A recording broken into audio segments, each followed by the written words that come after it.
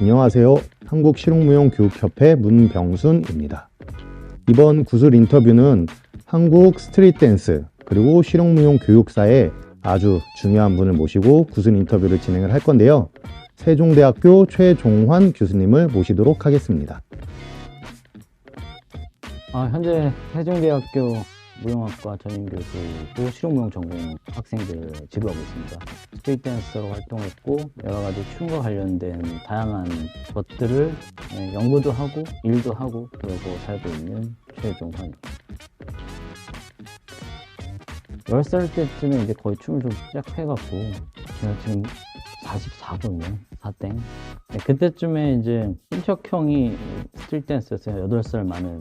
그 형네 집 이모가 미용실 했었는데 이런 거울이 있었어요. 그래서 거울 앞에서 이렇게 웨이브를 이렇게 싹 하길래 너무 신기해가지고 사람이 어떻게 저렇게 움직이지? 이러고 나 알려줘! 좀 본격적으로 스트릿 댄스라는 거를 인지하지 못한 상태에서 그냥 시작을 했죠. 후방차 그 당시에 이런 댄스 가수들 커버하면서 재롱잔치 했죠. 국내 살던 친구랑 둘이 브레이크 댄스에 심취해가지고 뭐 문워크 해서 그 당시에 80년대에는 약간 비보이 같은 부르기도 좀 애매한 근데 테크닉 그래서 스와이프스 베이비라고 불렀는데 그런 것도 연습하고 고등학교 때 학교 축제에서 좀 춤을 췄는데 잘 추는 편이더라고요. 송파 지역에서 이제 학교 축제 들면서 공연 다니고 그렇게 하다가 이제 1년에 가수 데뷔 제안을 받아서 가수 활동도 하고 이제 백업 댄스 활동도 하고 뭐 이렇게 하다가 대학교 다닐 때 친구가 YG에 있던 연습생 같은 개념이었는데 그런 친구가 비디오 테이프를 하나 줬는데 얼라이브 TV 그 자료였고 그거 보고 와, 이 춤을 아니 이렇게 춰야겠다. 너무 이렇게 멋있었어요. 87년도에 이제 춤을 처음 접해서 시작을 하셨고 그 당시에 아마 말씀하신 이게 브레이킹 영화 브레이킹 그렇죠. 말씀하신 거죠. 84년도에 나온 브레이킹 영화를 보고 처음 접해서 그때 이제 그 당시 유행하던 이제 힙합 춤을 그렇죠. 추셨다는 거고. 웨이브, 문워크, 스와이프스 이거 엄청나게 했어요. 그 당시 브레이크 댄스 영화에 나왔던 그런 올드스쿨 스타일. 가요 프로그램에 나온 댄스 가수고 당연히 뭐 박남정 씨 이런 사람들, 서태지와 애들 다 영향받았고 다행히 이제 AFKN에서 솔트레인을 볼 수가 있었어가지고 조금 더 희귀 자료, 조금 더 그런 것들도 같이 연습을 할 수 있었어요. 그때 친척 형이 이제 이 정도 알려주긴 했는데 뭐 레슨 정도는 아니고 한두 번 이렇게 순서 이렇게 하는 거야 이렇게 하고 뭐 이렇게 순서 알려주면 그냥 그거 배우고 했고. 고등학교 때 학교 축제를 위해서 친구들하고 막 댄스팀을 만들고 이러면서 활동을 했는데 아마추어틱하게 했죠. 고3쯤에 이제 친구들이 다 대학 가야 되니까 이제 팀 안 하고 이제 좀 고민했었거든요. 공부를 해서 일반적인 라이프를 살까 아니면 내가 원하는 삶을 살까 굉장히 엄청 고민을 하다가 한 3일 밤샜나? 내가 원하는 길을 가보자 하고 결정을 한 이후에 팀원들을 모집했어요. 그래서 제가 나왔던 송파의 가락고등학교 안에서 처음에 오디션을 봤는데 그때 이제 1학년 중에 춤 잘 추는 애들 나와라고 이제 다 뽑았어요. 그래서 그 친구 중에 한 명이 이제 뽑혔고 그 친구가 자기 동네 친구들 강동구에서 활동하던 친구들을 데리고 왔어요. 같이 연습하자 그래갖고 우리가 에어로빅장 빌려서 문정동에 뭐 월 30 주고 이렇게 하는데 빌려서 그때 크루가 된 게 이제 NI 크루라는 팀이었고 그때 강동구에서 활동하던 친구들이 이제 스키런드 그룹 이보이 친구들이고 같이 이제 NI 크루라는 팀 안에서 활동을 했었는데 사실 NI 크루는 제가 만든 이름은 아니고요. 고3 때 저랑 같이 놀던 동네 친구들이 난 춤을 잘 추는데 그 친구들은 음악하는 친구, 랩하는 친구들이 있었어요. 그래갖고 약간 힙합 단체였죠. 뮤지션, 래퍼, 그리고 댄서가 같이 하던 크루였는데 거기서 이제 분리가 되면서 그 친구들하고 우리랑 분리가 되고 우리는 이제 댄스팀으로 추격해서 NY 크루라는 팀을 그때 만들고 이제 본격적으로 시작을 했고요. 그리고 이제 97년에 이제 제가 가수 활동을 막 제안받고 그때 당시에 가장 큰 회사 중에 하나인 도레미 레코드에서 이제 음반 제안을 받아서 작업할 때 이제 댄서들로 백업 댄서들로 이제 동생들을 데리고 같이 내가 안무 짜고 우리가 퍼포먼스 만들어서 활동하면서 좀 더 프로페셔널한 세계로 들어가게 되면서 그런 시작이 됐던 것 같아요. 방송 댄서 팀이었죠 사실 처음에.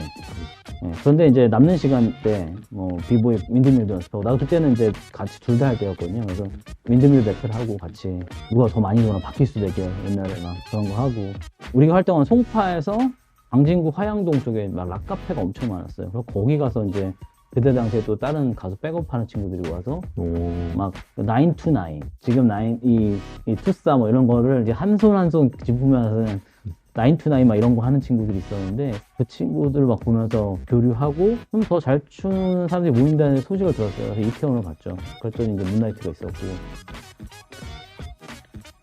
하양리를 거쳐서 락카페에서 문나이트에 갔어요. 그래서 문화 충격을 좀 받고 와 여기가 진짜 레벨이 너무 우리가 봐도 너무 잘하니까 대한민국 끝판왕들이구나. 우리가 여기를 넘어서야 대한민국 정상에 갈 수 있구나. 이런 이제 직감을 한 거죠. 그래서 매주 거의 주말마다 가가지고 근데 우리가 일찍 간 적이 있는데 뭘 몰라서 그때 당시에 라틴 댄서들이 라틴 뮤직 틀어줬어요. 그래서 라틴 댄스를 추고 있었어. 새벽 4시인가 되면 갑자기 비트가 붐 탁 이러면서 바뀌어 갑자기.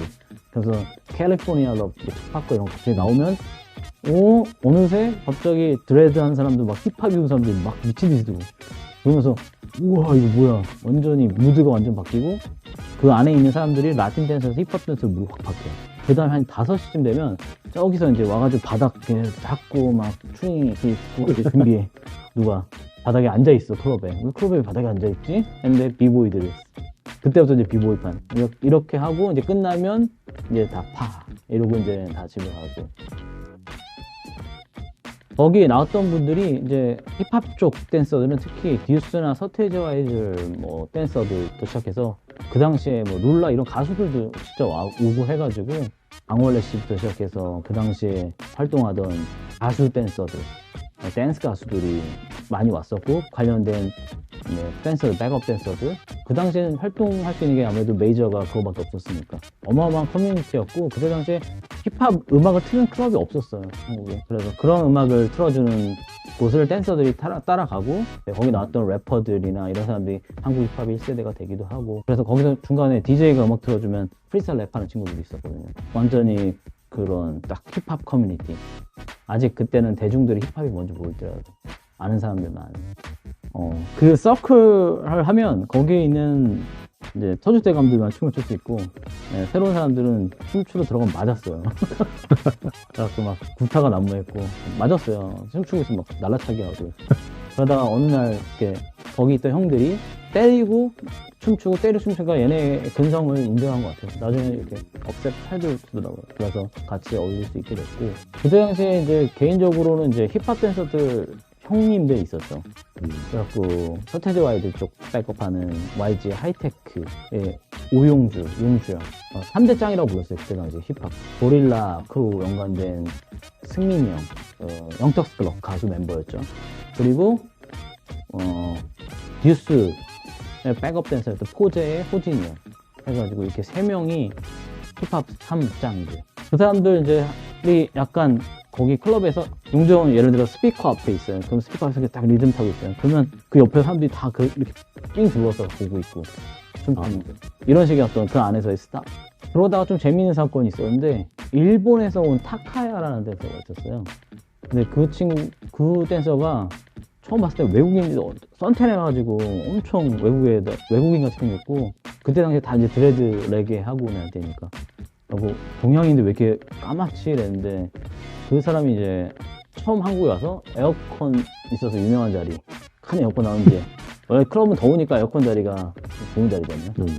거기 자꾸 막 벽 잡고 춤을 추는데 난리가 사람들이 다 삥 둘러싸고 그러면서 그 사람도 굉장히 많은 한국의 댄서들한테 영향을 줬고요. 실제 한국에서 크루를 만들어서 그 이윤정이라고 삐삐밴드 가수였던 거기에 백업 댄서나 안무가로 참여를 했었고 사실 그 문나이트에 했던 사람들이 그때 당시에 K-팝 방송 댄스죠. 그 안무가들이 엄청 많았어요. 근데 그게 다 그 힙합 그때 당시 하던 힙합 스타일 90 한국의 코리아 90년대 힙합 90년대 아이돌 1세대는 거의 이제 힙합 그쵸. 위주로 네, 거기에 영향을 받아서 안무가 나왔죠.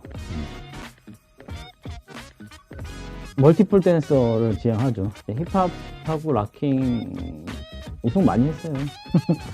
리얼 볼륨 1 우승했고 필드 펑크 볼륨 1 락킹 힙합하고 저스트 에브 싱가포르에서 하우스 우승하고 예, 팝핑도 미국에서 스크리블 잼 우승하고 예, 타이틀이 많습니다. 그때 잘했어요. 그리고 나서 이제 되게 식상했어요, 스스로한테. 예, 컴페티션 문화에. 그래가지고 이제 무용 쪽으로도 굉장히 공부를 하게 되고, 스타일이라는 얘기를 하기가 좀 어려운 상태가 점점 되더라고요. 나는 이게 조금 좀 잘 질리는 것 같아요. 뭐 하나 하는 거를.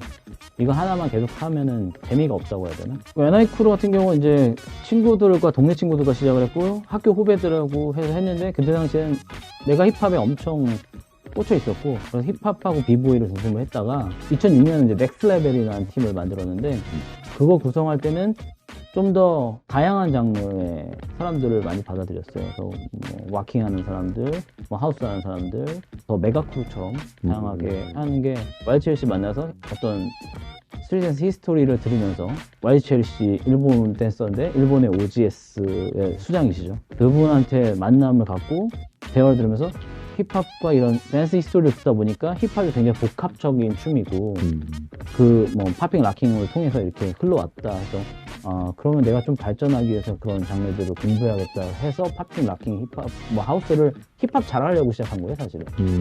다른 장르로 더 특화된 친구들이 나타났고, 그래서 크루를 크게 결성하는 데 영향력이 있었던 것 같아요.